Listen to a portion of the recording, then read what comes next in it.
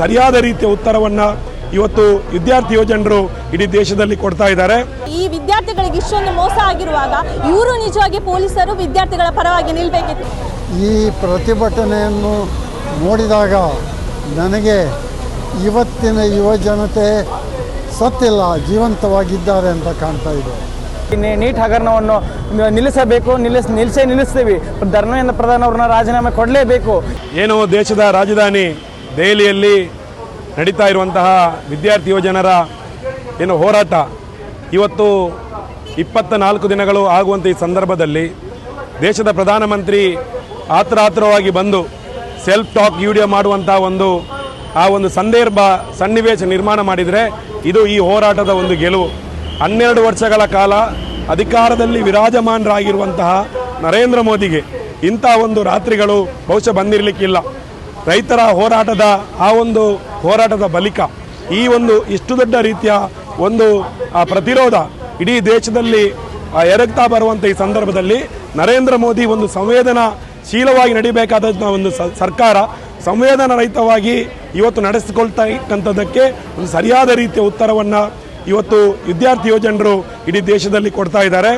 ಈ ನೀಟ್ ಪರೀಕ್ಷಾ ಪತ್ರಿಕೆಯ ಸೋರಿಕೆಯ ನಂತರ ಬಂದಂತಹ ಒಂದು ಬೇಡಿಕೆ ಧರ್ಮೇಂದ್ರ ಪ್ರಧಾನ್ ಅನ್ನುವಂಥ ಶಿಕ್ಷಣ ಮಂತ್ರಿಯ ರಾಜೀನಾಮೆ ಕೊಡಬೇಕು ಅಂತ. ಆದರೆ ಧರ್ಮೇಂದ್ರ ಪ್ರಧಾನ್ ಅನ್ನುವಂಥ ಒಬ್ಬ ಮಂತ್ರಿ ಮಾತ್ರ ಅಲ್ಲ, ಧರ್ಮೇಂದ್ರ ಪ್ರಧಾನ್ ಒಬ್ಬ BJP ಮಾತ್ರ ಅಲ್ಲ, RSSನ ಒಬ್ಬ ಪ್ರಚಾರಕ.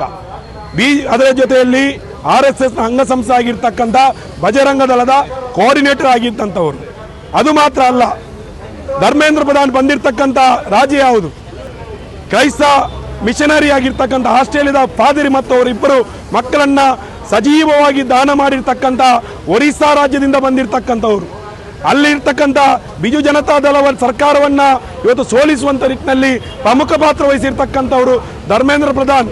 ಅಷ್ಟು ಮಾತ್ರ ಅಲ್ಲ, ಒರಿಸ್ಸಾದಲ್ಲಿ ಸರ್ಕಾರ ಬದಲಾವಣೆ ಆಯಿತು, BJP ಸರ್ಕಾರ ಬಂತು. BJP ಸರ್ಕಾರ ಬಂದ ಮೇಲೆ 26 ವರ್ಷಗಳ ಕಾಲ ಜೈಲಿನಲ್ಲಿದ್ದಂಥ ಪಾದ್ರಿಯನ್ನ ಹತ್ಯೆ ಮಾಡಿರ್ತಕ್ಕಂಥ ಬಜರಂಗ ದಳದ ಮುಖಂಡ ಧರಮ್ ಸಿಂಗ್ಗೆ ಸನ್ನಡತೆ ಆಧಾರದಲ್ಲಿ ಜೈಲಿನಿಂದ ಹೊರಬರತಕ್ಕಂಥ ಅವಕಾಶ ಕೊಟ್ಟಿರ್ತಕ್ಕಂಥ ರಾಜ್ಯ BJPಯ ಒರಿಸ್ಸಾ ರಾಜ್ಯದಿಂದ ಬಂದಿರತಕ್ಕಂಥವರು. ಇವರು ಧರ್ಮೇಂದ್ರ ಪ್ರಧಾನ್ ಕಳೆದ ಲೋಕಸಭಾ ಚುನಾವಣೆಯಲ್ಲಿ ಒರಿಸ್ಸಾದಲ್ಲಿ 21 ಲೋಕಸಭಾ ಕ್ಷೇತ್ರದಲ್ಲಿ 20 ಕ್ಷೇತ್ರವನ್ನ BJP ಗೆಲ್ಲಿಸಿಕೊಟ್ಟು ನರೇಂದ್ರ ಮೋದಿ ಮತ್ತೊಮ್ಮೆ ಪ್ರಧಾನಮಂತ್ರಿ ಆಗಲಿಕ್ಕೆ ಇವತ್ತು ಕಾರಣಕರ್ತ. ಆ ಕಾರಣಕ್ಕಾಗಿ ಧರ್ಮೇಂದ್ರ ಪ್ರಧಾನ ಮೇಲೆ ಕ್ರಮ ಕೈಗೊಳ್ಳಲಿಕ್ಕೆ ಇವತ್ತು BJPಗೆ RSSಗೆ ಸಾಧ್ಯ ಆಗ್ತಾ ಇಲ್ಲ. ಈ ಪೊಲೀಸರು ಯಾಕೆ ಈ ಸರ್ಕಾರದ ವಿರುದ್ಧ ಅವರು ಕೂಡ ಮಾತಾಡಬೇಕಾಗ್ತದೆ? ಯಾಕಂದ್ರೆ ಅವರ ಮನೆಯಲ್ಲೂ ಕೂಡ ಇಂಥ ವಿದ್ಯಾರ್ಥಿಗಳಿದ್ದಾರೆ. ಈ ಪೊಲೀಸರು ಎಕ್ಸಾಮ್ ಕಳೆದು ಅಧಿಕಾರಕ್ಕೆ ಬರಬೇಕಾದ್ರೆ ಅವರು ಕೂಡ ಇಂಥ ಒಂದು ಕಾಂಪಿಟೇಟಿವ್ ಎಕ್ಸಾಮ್ ಅನ್ನು ಬರ್ದೇ ಅವರು ಈ ಅಧಿಕಾರವನ್ನು ಪಡೆದುಕೊಂಡಿರುವಂಥದ್ದು. ಹೀಗಾಗಿ ಈ ವಿದ್ಯಾರ್ಥಿಗಳಿಗೆ ಇಷ್ಟೊಂದು ಮೋಸ ಆಗಿರುವಾಗ ಇವರು ನಿಜವಾಗಿ ಪೊಲೀಸರು ವಿದ್ಯಾರ್ಥಿಗಳ ಪರವಾಗಿ ನಿಲ್ಲಬೇಕಿತ್ತು. ವಿದ್ಯಾರ್ಥಿಗಳಿಗಿಂತ ಮೋಸ ಆಗಿದೆ ನೀಟ್ ಎಕ್ಸಾಮ್ ಅಲ್ಲಿ, ನಾವು ಕೂಡ ವಿದ್ಯಾರ್ಥಿಗಳ ಪರವಾಗಿ ನಿಲ್ತೇವೆ ಅಂತ ಹೇಳಿ ನಿಲ್ಬೇಕಾಗಿತ್ತು. ಆದ್ರೆ ಈಗ ಏನಾಗಿದೆ, ಅವರು ಕೂಡ ಸರ್ಕಾರದ ಬಾಲಂಗೋಚಿಗಳಾಗಿ ವಿದ್ಯಾರ್ಥಿಗಳ ವಿರುದ್ಧವಾಗಿ ಕೆಲಸ ಮಾಡ್ತಾ ಇದ್ದಾರೆ, ಗೂಂಡಾಗಿರಿಗಳನ್ನು ತೋರಿಸ್ತಾ ಇದ್ದಾರೆ. ಈ ಪ್ರತಿಭಟನೆಯನ್ನು ನೋಡಿದಾಗ ನನಗೆ ಇವತ್ತಿನ ಯುವ ಜನತೆ ಸತ್ತಿಲ್ಲ, ಜೀವಂತವಾಗಿದ್ದಾರೆ ಅಂತ ಕಾಣ್ತಾ ಇದೆ. ಈಗ ಎಜುಕೇಷನ್ ಇಂಡಸ್ಟ್ರಿಯು ಸ್ಮಾಲ್ ಸ್ಕೇಲಿಂದ ಹಿಡಿದು ಮೀಡಿಯಂ ಸ್ಕೇಲ್ ಆಗಿ ಈಗ ಲಾರ್ಜ್ ಸ್ಕೇಲಿಗೆ ಮುಟ್ಟಿದೆ. ಈ ಔದ್ಯಮೀಕರಣದ ಕಾರಣವಾಗಿ ಈ ಅನ್ಯಾಯಗಳು, ಅಕ್ರಮಗಳು ನಡೀತಾ ಇವೆ. ಇವುಗಳನ್ನು ಎಲ್ಲರೂ ಗಮನಿಸಲೇಬೇಕು. ವಿದ್ಯಾರ್ಥಿಗಳು ತಮ್ಮದೇ ಆದ ಜಗತ್ತಿನಲ್ಲಿ ಮುಳುಗಿ ಅವರಿಗೆ ಸಾಮಾಜಿಕ ಕಳಕಳಿ ಇಲ್ಲ ಅಂತ ನಾನು ತಿಳ್ಕೊಂಡಿದ್ದೆ. ಆದರೆ ಇವತ್ತು ನೋಡುವಾಗ ಇಲ್ಲ, ವಿದ್ಯಾರ್ಥಿ ಚಳವಳಿ ಇನ್ನೂ ಜೀವಂತವಾಗಿದೆ ಎಂಬ ಧೈರ್ಯವು ನನಗೆ ಬರ್ತಾ ಇದೆ. ನನ್ನ ಈ ವಯಸ್ಸಿನಲ್ಲಿ ಕೂಡ ಈ ಚಳವಳಿಗೆ ನಾನು ಖಂಡಿತವಾಗಿ ಬೆಂಬಲಿಸಿದ್ದೇನೆ ಅಂತ ಈ ಮೂಲಕ ಹೇಳಲಿಕ್ಕೆ ಬಯಸ್ತೇನೆ. ಸ್ಟೂಡೆಂಟ್ಗಳ ಮೇಲೆ ಲಾಠಿ ಚಾರ್ಜನ್ನು ಎಷ್ಟು ತೀವ್ರವಾಗಿ ಖಂಡಿಸಬೇಕಂತ ಹೇಳುವ ವಿಷಯವೇ ಇಲ್ಲ. ಯಾಕೆಂದರೆ ಅವರು ಪೀಸ್ಫುಲ್ಲಾಗಿ ಪ್ರತಿಭಟನೆ ಮಾಡ್ತಿದ್ದರು.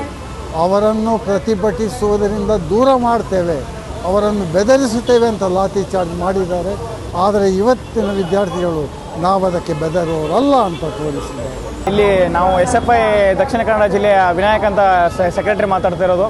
ಈಗ ನೀಟ್ ಪರೀಕ್ಷೆ ಏನು ಹಗರಣವಾಗಿದೆ, ಇದನ್ನು ತಡಿಲೇಬೇಕು ಅಂತೇಳಿ ನಾವು ಇಷ್ಟು ಹೋರಾಟ ಮಾಡ್ತಾ ಇರೋದು.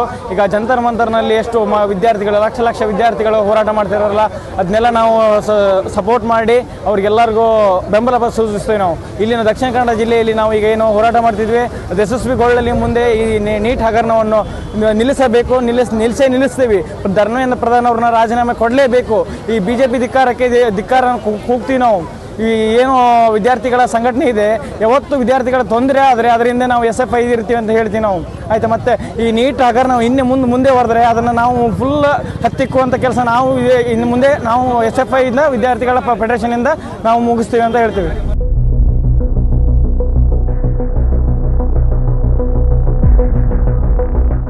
ನಮ್ಮ ಕಾರ್ಯಕ್ರಮಗಳನ್ನು ನೀವು ನೋಡ್ತಾ ಇದ್ರೆ ನಮ್ಮ ಚಾನೆಲ್ ಅನ್ನ ಸಬ್ಸ್ಕ್ರೈಬ್ ಮಾಡಿ, ಪಕ್ಕದ ಬೆಲ್ ಐಕಾನ್ ಒತ್ತಿ ನಮ್ಮನ್ನ ಬೆಂಬಲಿಸಿ.